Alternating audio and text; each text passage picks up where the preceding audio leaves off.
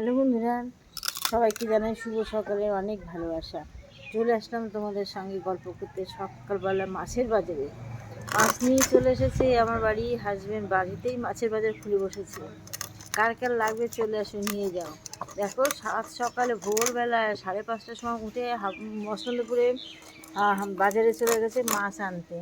মাছগুলো সাইজ দেখো, দেখেছো কত বড় বড় মাছ। মসলন্দপুরে চলে গেছে, গিয়ে এই মাছগুলো সব নিয়ে এসছে। মাছগুলো নিয়ে এসে আমাদের পোষ্যগুলোর জন্য 3টে ছিল আমার আগে, এখন হচ্ছে 4টে। একটা বাইরে থাকে সবসময়, তার জন্য। আর আমাদের ঘরে 3টে নিমকি, মিঠাই আর গজা 4টে বিড়ালের জন্য। মানে আমাদের পশু, তারা বিড়াল নয়। মানে তারা যদি করে ডাক দেওয়া হয় তারা বোঝে না, জানো, তারা বোঝে না যে তাদেরকে ডাকছি। ঠিক আছে, এই মাছ কাটা ধোয়া সব তোমাদের আজকে দেখাবো, কীভাবে ভরে আমরা রাখি। দেখো মাছটাকে কীভাবে কাটছে, দেখো মাছটাকে কীভাবে কাটছে। দেখো, প্রথমে কানকো কাটছে। দেখো, প্রথমে কানকো কাটছে, তারপর দেখো, তারপরে তোমার পাখনা কাটবে। পাখনা, প্রথমে পাখনা কাট হয়ে গেছে। কি বুদ্ধি রে বাবা মাস্টারমশাই। প্রথমে পাখনা কেটে নিয়েছে, এবার কানকো কাটবে, এবার আঁশ ছাড়বে, তারপর পিস করবে, তারপর কলতলা গিয়ে ভালো করে ডলে ডলে ধোবে। অনেক সময় লবণ দিয়ে ধুয়ে তারপরে এটাকে জল দিয়ে লবণ মাখিয়ে, হলুদ মাখিয়ে, লবণ না সরি, হলুদ মাখিয়ে জল দিয়ে সিদ্ধ করে দেওয়া হয়। আজকে তোমাদের সবটাই দেখাবো। দেখেছো মাছগুলো, দেখেছো কতটা মাছ, দেখো 7 কিলো মাছ এখানে। দেখো বন্ধুরা, মাছগুলো কীভাবে কাটছে দেখো, ঠিক আছে। আঁশগুলো ছাড়িয়েছে, ওই যে পাখনাগুলো ওই রেখেছে, কুকুরকে দেবে, বিড়ালের বাইরে বিড়ালকে দেবে। আর মাথাগুলো রেখেছে আলাদা, মাথাগুলো খাবে না বিড়ালে। এই মাথাগুলো কী করবে বলো তো, আমাদের বাইরে যে বিড়ালটা এসছে ওকে মাঝে মাঝে দেওয়া হয়, ও খায়, শুধু খায় মাছের ভাত দিয়ে মাখিয়ে দিলে, উনি আবার খায় না।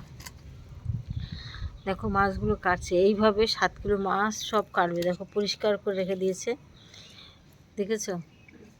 দেখো, ওই দেখো কত বড় বড় মাছ। আর একটা মাছের ডিম হয়েছে, দেখো এই ডিমটা হয়েছে। এই ডিমটা ওদেরকে ভেজে দেওয়া হবে, মানে ওই ভিতরে দেওয়া হবে, সিদ্ধ করে দেওয়া হবে, দেখেছো। দেখো তোমরা, এত পরিষ্কারভাবে মাছগুলো কাটছে, পেটে থেকে নাড়ি ভুড়িগুলো সব বের করছে। দেখো, দেখেছো, পেটের নাড়ি ভুড়ি সব বের করে পরিষ্কার পরিচ্ছন্নভাবে কাটা হচ্ছে। এরপরে ধুয়ে যখন টিফিন করে রাখবে তখন তোমাদেরকে দেখাবো। দেখো মাছগুলো ধুচ্ছি, দেখো ধুয়ে ধুয়ে টিফিন করেই ভরছে, দেখেছো। এইবার এটা চলে যাবে ফ্রিজে। ফ্রিজে কিন্তু আমার আগের মাছও আছে বিড়ালের। আর এবার এই মাছগুলো যাবে গিয়ে ফ্রিজে, আর ভরে যাবে, জায়গা থাকবে না। দেখো কীভাবে মাছগুলো ধুচ্ছে, ধুয়ে এবার মাছগুলো পুরো আমার ফ্রিজে ঢুকে যাবে।